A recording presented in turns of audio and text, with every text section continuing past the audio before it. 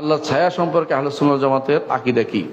هنا مسألة أحب أن أنبه عليها، وهي أن بعض الطلبة يظنون أن المراد بالظل في ظله يوم لا ظل إلا ظله أنه ظل الرب عز وجل، وهذا ظن خاطئ جدا لا يظنه إلا رجل جاهل، وذلك لأن من المعلوم أن الناس في الأرض، وأن الظل هذا يكون من الشمس عن الشمس، فلو قدر أن المراد به ظل الرب جل وعلا لزم من هذا أن تكون الشمس فوق الله ليكون حائلا بينها وبين الناس، وهذا شيء مستحيل لا يمكن، لأن الله سبحانه وتعالى قد ثبت له العلو المطلق من جميع الجهات،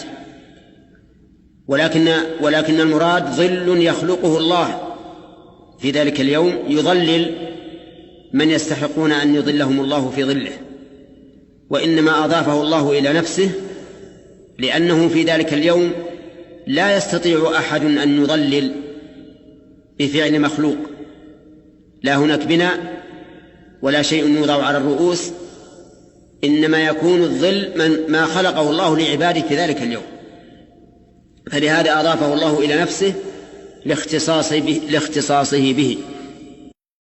আল্লাহর ছায়া সম্পর্কে আহলে জান্নাতের আকীদা হচ্ছে এই ছায়া বলতে দুইটা মাখলুক ছায়া, হয় আরশের ছায়া নইলে একটি সৃষ্ট ছায়া। কথা বুঝে আসছে? ছায়া কোনো আল্লাহর সিফাত না, ছায়া আল্লাহর সিফাত না, বুঝছেন তো?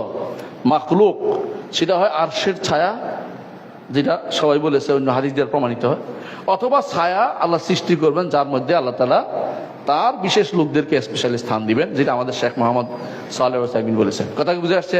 কিন্তু এটাকে ছায়াকে সিফাত বলে না কেউ, আপনিও বলবেন না, এটা মনে রাখবেন।